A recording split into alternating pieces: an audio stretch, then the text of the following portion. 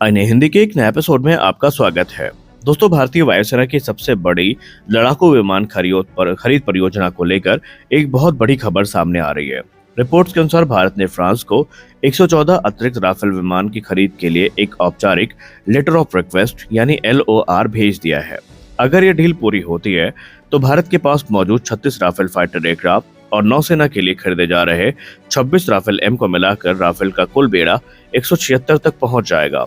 और अगर भविष्य में भारतीय नौसेना अतिरिक्त 31 राफेल M की खरीदारी करती है, जिसकी लेकर संभावनाएं बहुत प्रबल है, तो भारत का कुल मिलाकर राफेल का बेड़ा 200 के आंकड़े को पार कर सकता है।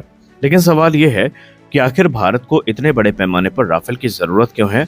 क्या यह दुनिया की सबसे बड़ी राफेल डील बनने वाली है? और क्या इसमें टेक्नोलॉजी ट्रांसफर और भारत के निर्माण को प्राथमिकता दी जाएगी? और क्या इससे भारतीय वायुसेना की ताकत पूरी तरीके से बदल जाएगी? आज के इस वीडियो में हम इन सभी सवालों को विस्तार से जानेंगे। सबसे पहले समझते हैं कि आखिरकार हुआ क्या है। मीडिया रिपोर्ट्स की बात माने तो भारत सरकार ने फ्रांस सरकार को 114 राफेल लड़ाकू विमानों की खरीद के लिए जो आधिकारिक लेटर ऑफ रिक्वेस्ट है, ये भेज दिया है। लेटर ऑफ रिक्वेस्ट को ही हम लोग LOR के नाम से जानते हैं। ये कोई अंतिम अनुबंध नहीं है, बल्कि एक औपचारिक प्रक्रिया की शुरुआत है। अब फ्रांस की सरकार और फ्रांसीसी रक्षा उद्योग भारत की मांग का अध्ययन करेंगे और अगले 2 से 3 महीने के भीतर अपना जवाब देंगे। और अगर यहाँ पर सब कुछ सही रहता है तो इसके बाद दोनों देशों के बीच में एक डिटेल्ड जो नेगोशिएशन है वो शुरू होगा। यहाँ पर चर्चाएं होंगी विमान की कीमत को लेकर, हथियार पैकेज को लेकर, स्पेयर पार्ट्स को लेकर, रख रखाव व्यवस्था को लेकर, टेक्नोलॉजी ट्रांसफर को लेकर, भारत में निर्माण को लेकर, इंडियन लोकलाइजेशन और औद्योगिक साझेदारी को लेकर के। यदि अभी सौदा तय नहीं हुआ है, लेकिन भारत ने इस दिशा में आधिकारिक जो कदम है वो बढ़ा दिया है, जो आने वाले जितने भी प्रयोग हैं उनका आधारशिला बनेगा और उसी के ऊपर डील का निर्माण होगा। रिपोर्ट्स के मुताबिक इस डील की संभावित जो लागत है वो 3.25 लाख करोड़ रुपए है।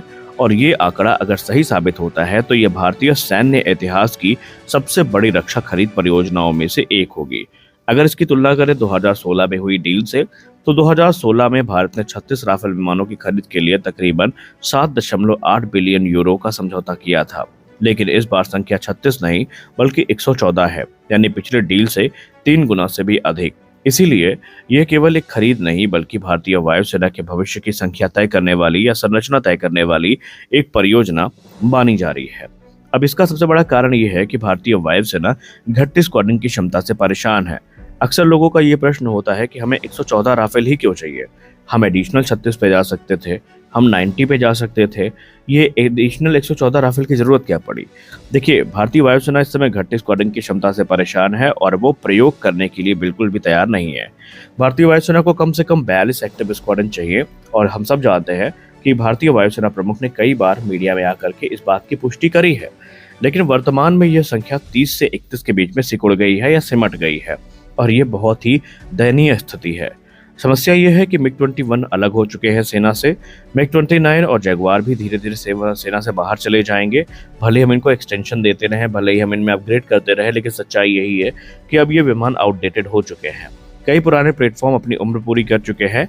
ऐसे में भारतीय वायुसेना को बड़ी संख्या में आधुनिक लड़ाकू विमानों की आवश्यकता है और यही कारण है कि MRFA यानी multi role fighter aircraft programme शुरू किया गया। अब ऐसा लगता है कि इस कार्यक्रम में राफेल सबसे मजबूत दावेदार बनकर उभरा है। राफेल को ही हम प्राथमिकता इसलिए दे रहे हैं क्योंकि कई लोगों के मन में ये सवाल होगा कि आखिरकार हम राफेल को ही क्यों चुन रहे हैं जबकि हमारे पास दूसरे अवेलेबल ऑप्शन है। इसके पीछे के कई लॉजिकल कारण हैं। पहला कारण तो यह है इसका शानदार ऑपरेशनल रिकॉर्ड।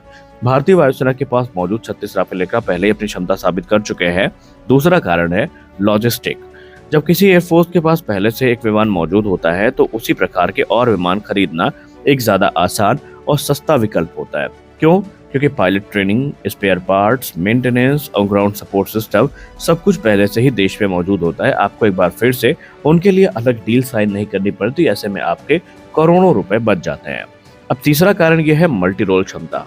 राफेल एक साथ एयर सुपीरियरिटी मिशन भी एग्जीक्यूट कर सकता है, ग्राउंड अटैक भी कर सकता है, डीप स्ट्राइक मिशन भी कर सकता है, एंटी शिप मिशन भी कर सकता है और न्यूक्लियर डिलीवरी करना तो इसके लिए पॉसिबल है ही। अब जैसे ही ये मिशन एग्जीक्यूट हो सकते हैं तो भारत को पता है कि ये उनके लिए बहुत एक रीजनेबल प्लेटफॉर्म बन जाता है एक्वायर करने के लिए। और यही कारण है कि भारतीय वायुसेना एडिशनल राफेल की तरफ जा रही है। तो भारत के पास कितने राफेल होंगे? अब बात करते हैं सबसे दिलचस्प आंकड़ों की। वर्तमान स्थिति की बात करें तो भारतीय वायुसेना के पास 36 की संख्या में एक्टिव राफेल फाइटर जेट है, जो कि F3R स्टैंडर्ड में है।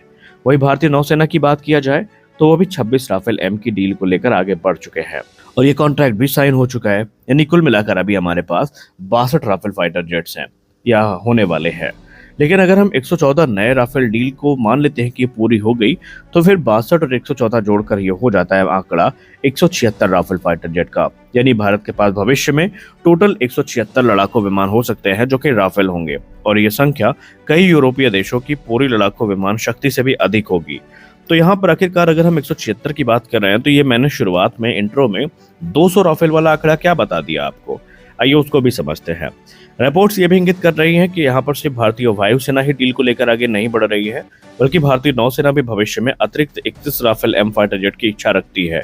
और अगर ऐसा होता है तो इसका उद्देश्य होगा विमान वाहक पोतों की क्षमता को मजबूत करना, हिंद महासागर क्षेत्र में शक्ति प्रदर्शन करना और चीन की बढ़ती नौसैनिक गतिविधियों पर जवाब देना। अब आप लोग कहेंगे टेडबीएफ तो हमारे पास है, तो हम 31 राफेल की तरफ क्यों जा रहे हैं? देखिए, टेडबीएफ इस समय ऐसी परिस्थिति में है जिसको लेकर कोई भी इस समय उसकी एक्चुअल टाइमलाइन के बारे में कुछ नहीं कह सकता कि वो कब तक आएंगे भी या नहीं आएंगे। इस पर हम कंफर्म तौर पर कुछ नहीं कह सकते। तो ऐसे में 31 अतिरिक्त राफेल एम की तरफ अगर नौसेना जाने को सोच रही है, तो मे बी ये उनके लिए सबसे लॉजिकल अप्रोच हो। अब यहाँ पर क्योंकि अगर हम मान लेते हैं कि 176 राफेल और 31 अतिरिक्त राफेल एम आते हैं, तो ये संख्या टोटल 207 तक पहुंच जाएगी। यानी भारत में राफेल का बेड़ा 200 के आंकड़े को पार कर सकता है और ये दुनिया के सबसे बड़े राफेल बेड़ों में से एक होगा, और इससे मेक इन इंडिया को भी बहुत फायदा होगा। इस पूरी कहानी का सबसे महत्वपूर्ण हिस्सा है मेक इन इंडिया।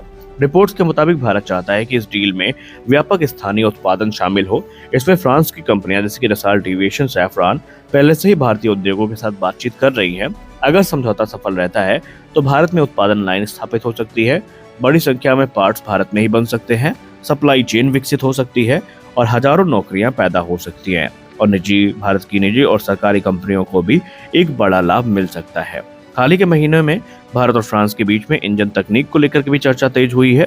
भारत अपने एमका कार्यक्रम के लिए 110 से 130 न्यूटन श्रेणी के इंजन की तलाश कर रहा है, और ऐसे में ये जो डील होने वाली है ये बहुत बड़ी होने वाली है, क्योंकि पूरा का पूरा जो इंफ्रास्ट्रक्चर है वो भी भारत में आएगा।